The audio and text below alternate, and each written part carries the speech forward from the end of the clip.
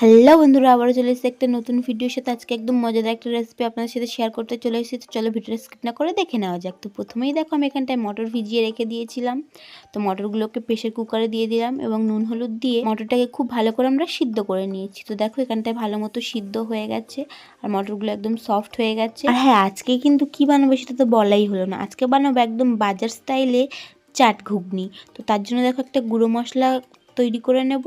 তার জন্য এখানটায় শুকনো লঙ্কা, ধনে এবং জিরে শুকনো খোলায় আমি গরম করে নিচ্ছি। নিয়ে এগুলোকে খুব ভালো করে গুঁড়ো করে নেব।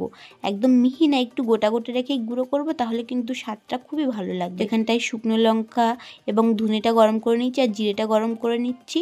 পরিমাণ মতো আপনারা একটু মেপে আর করে নেবেন। ওই একই কড়াইতে দিয়ে দিলাম তেল, জিরে এবং শুকনো লঙ্কা, তেজপাতা ফোড়নে দিয়ে দিয়েছি। তারপরে দিয়ে দিচ্ছি এখানটায় আদা বাটা। তো আদা বাটাটাও একটু তেলের সাথে নাড়িয়ে চাড়িয়ে নিয়ে একটু জল দিয়ে দেবো। দিয়ে কিন্তু গুঁড়ো মশলাটা অ্যাড করব, নইলে কিন্তু গুঁড়ো মশলাটা পুড়ে যাওয়ার সম্ভাবনা থাকবে।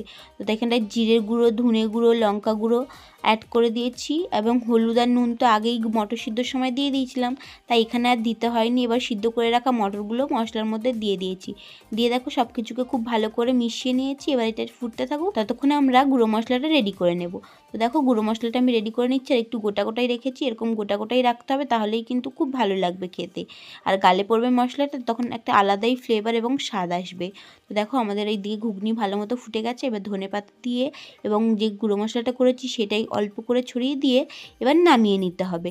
তো এখানটা নামিয়ে নিয়েছি। নিয়ে আমি কিছুটা পরিমাণে ঘুগনি নিয়ে নিয়েছি। তার মধ্যে এখানটায় তেঁতুল জল, ধনেপাতার চাটনি, পেঁয়াজ কুচি, কাঁচা লঙ্কা কুচি এবং টমেটো কুচি, বেশ কিছুটা ধনেপাতা কুচি খুব ভালো করে মিশিয়ে নিচ্ছি।